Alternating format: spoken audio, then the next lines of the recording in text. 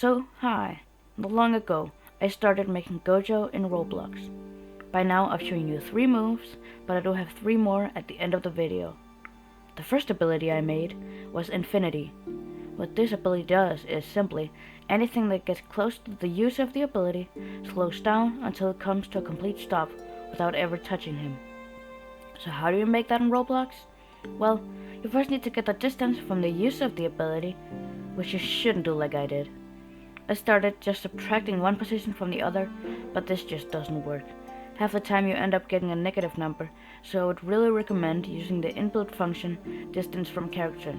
So using that function, I just set the player's walk speed to the distance and froze the player once the distance was under 2. But something was still wrong. So I went to sleep and figured it out. Jumping. I forgot to make the player unable to jump and freeze the player while in the air. So when I finally fixed that, it was perfect. Now, no matter what direction you came at the Gojo from, you'd be slowed down. That was Infinity, which I didn't struggle too much with since I am best at scripting. But my next challenge was way bigger. If you didn't know, Infinity is invisible, but Gojo's Labs Blue is not. So I had to learn VFX, and the best way to learn is, of course, on a time crunch. So I gave myself 24 hours to learn VFX, but I ended up only using 4. I want to make 3 different effects. 2 of them were a tornado and a force field, and then the third one was a projectile. That projectile was Labs Blue. It looked okay, and I ended up not struggling too much scripting it. At least, not yet. With Blue done, I also wanted to make red, and without the integration of the unique mechanics, pulling and repelling, they were basically the same. So after I had made the VFX for the red projectile, I just used tweens to track them to the goal position, and that was it. Boy, did you notice that? Without the unique mechanics. But it is truly Gojo without them. After lots of thinking, I decided it wasn't. So I decided to make some of them. I started out by making Blue's pull. I really struggled figuring out how I would do this, spending a bunch of time just scrolling through different functions and assets I could use. I tried using instance.no and scrolling through there, which was where I found align position. What this does is it just aligns 2 attachments to each other at a set speed or max force. The reason this works was that all the particle emitters are in an attachment, and the fact that every single character has multiple attachments in every body part. So for max force, I just simply put the max force as math.huge, and this basically is infinite. So that means that there's no max force on the attachment, so it would always move at the same speed.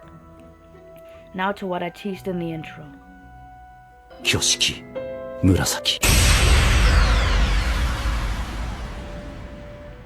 Blue, red, and now hollow purple. Once again, the most difficult thing was the VFX. I wanted this to be the Teen Gojo hollow purple, so I had to make both the spark and the ball itself. But it seemed I would have some trouble loading them in. Don't know why, but I got it working, so now when you shoot, you see the purple spark before you shoot, along with the purple ball, but then destruction. No, literally, I had to script the destruction. And this was actually really difficult, because, well, it had to destroy everything, but not everything. I don't want to delete itself and the player, so I had to make a bunch of if statements, but I made a very simple mistake. See, I used return, which ends every single function that's currently running in the script. So it just stops there, but what I should have used was continue, which just stops the current action but keeps the rest of the scripts going. Then it was all a matter of just destroying everything else than the player in itself. This also meant that I didn't need the damage script, so I could clean a lot of the script up. So yeah, that was Hollow Purple. And to spice up the game a bit, and to get a couple more features, I added Reverse Curse Technique. RCT, or Reverse Curse Technique, is basically just healing. And I told you I would make 3 extra moves. Hollow Purple, RCT, but now one's missing. What is it? 領域展開無料空所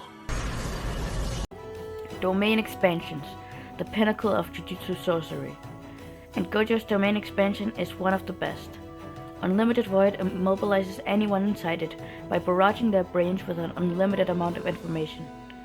So how do you make this in Roblox? Well, the scripting is actually pretty simple. Trust me. Just make a hitbox that fills the entire size of the domain.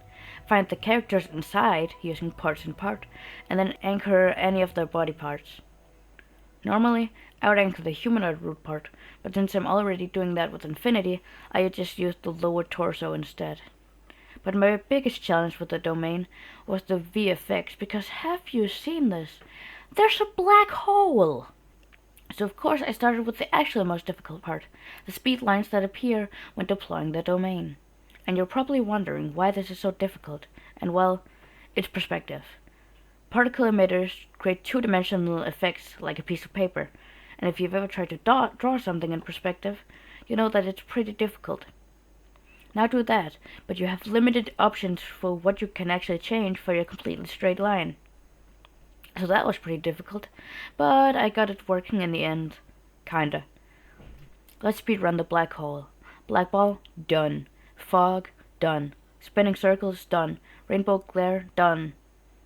Sleep, wake up, splatters, done. Add a couple extra tweaks, and then that's the domain done, with the functionality working. And there's the finished project. Not perfect, but the best VFX job I could do right now. That was how I made my full Gojo moveset in Roblox. But how did I learn how to make the necessary VFX? Check out this video right here to find out. See you later.